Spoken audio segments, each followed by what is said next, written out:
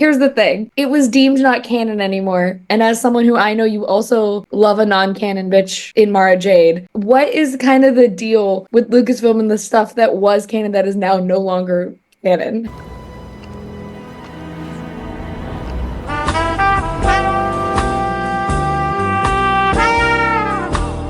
I've seen the conversation around the Acolyte, which has sparked a bigger conversation, and you actually have people out here asking, does it actually matter if something is canon or not? Excuse me, what?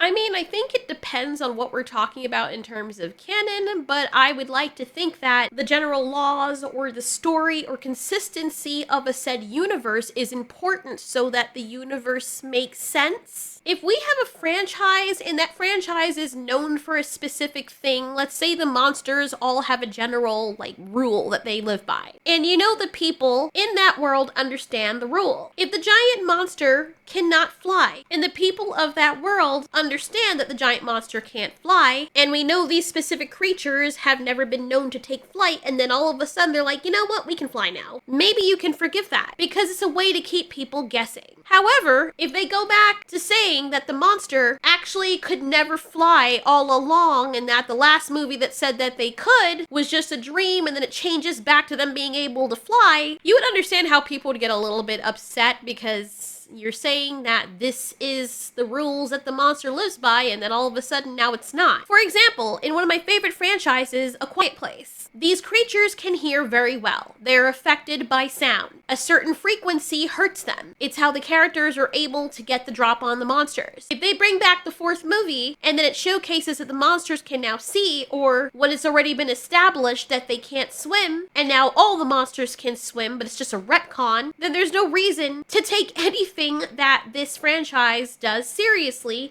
because it cannot determine what its rules are for the monster. People might be asking if there's a hard and set rule where these franchises need to be held to a certain standard in order for it to make sense, and it makes sense to change it sometimes. I mean, sure, sometimes it depends on how it's written, but I think in the case of the Acolyte, if we're talking about what lightsabers are capable of, and it shows that they can cut straight through metal, as we see in the end of The Mandalorian, and basically pulverize anyone if it's stuck inside you. And where we see in one movie when a lightsaber is thrusted through you, you die because it heats up and pulverizes all of your insides, right? But then in the newer film, with a similar injury with someone even smaller, she doesn't die at all. It kind of makes it hard for people to take stuff like this seriously when it's already been canon that when you get inserted or penetrated by a lightsaber, that is almost near certain death, but yet this person is able to continue fighting and lives, which I don't.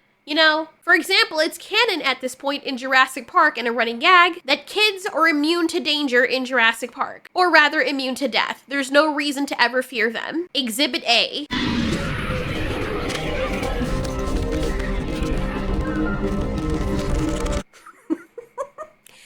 Notice that I keep using this example, and the reason why is because I cannot get over the sheer stupidity of it, that this big-ass dinosaur that is as big as a Tyrannosaurus Rex, some may argue even a bit bigger, hooks a claw into this kid, first of all, doesn't manage to impale him, and yet is so weak that it is struggling, shaking with all its might, against this kid suddenly weighing 300 tons and being unable to pull him. And everyone looking in total shock and fear when there's no need to be afraid because the kid is not in any danger. This dinosaur's finger is so freaking weak, if the kid probably spits on it, his saliva will be canonized into xenomorph acid blood, and it will burn the freaking dinosaur's finger right off. As stupid as this is, I could say it's probably canon that kids in Jurassic Park can't die, because I swear to God, they never do, even when they're supposed to. However, I wouldn't even call that a canon officially. That's just annoying stupidity. However, if a future movie shows a kid actually dying,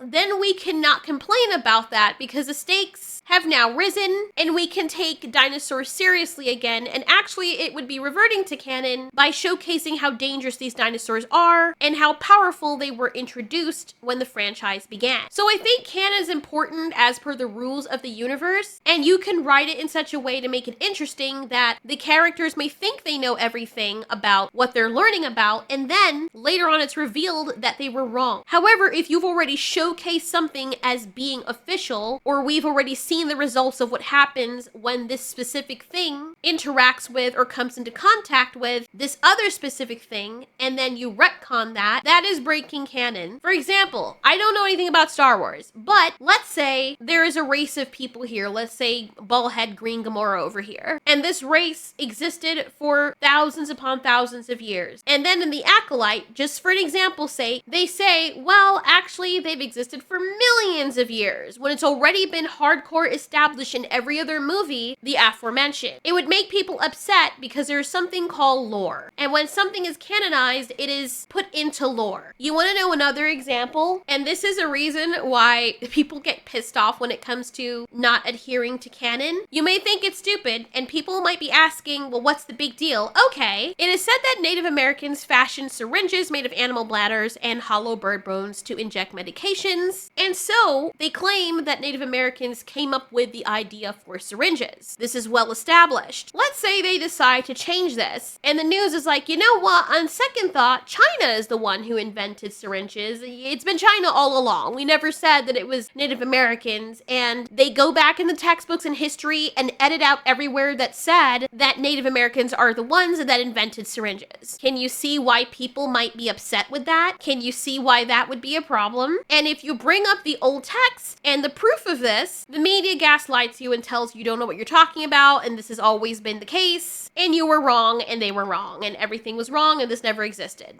Boo-hoo, co-parter. Now, when you're in charge of running a franchise, understand that you're working with lore. And if you're going to retcon something because you own the property, sure, you are free to do that, but don't expect people to not be pissed off when you constantly whiplash and decanonize something. Furthermore, that takes away the accountability from the authors and writers to have to take any pride in their work, because they can just change from one scene to the other what the character's motivations are, what the history is, what the backstory is. They don't actually have to do any effort in terms of writing, because nothing needs to make sense, because there is no rules, there's no structure. This girl likes people, now she doesn't. She wants to turn herself into the Jedi, now she doesn't. A Jedi cannot be beaten easily with just conventional weapons, now they can. The Jedi can use the Force, but they don't. Now they do, now they don't again. Why didn't they use it when they could have used it? No reason, they just don't. Never explained. The villain is a badass who instantly tries to kill everyone, and then when they have them dead to rights, now he doesn't kill them because reasons. He can fight off a swarm of Force and lightsaber users, but a woman who is ill-experienced and, as far as she knows, can't use the Force, is able to run upon him, sneak on this guy who previously was able one-handedly spar off a Jedi master, but somehow this useless bitch is too fast for him, and all of a sudden now he can't use the Force anymore and gets taken away by a swarm of moths.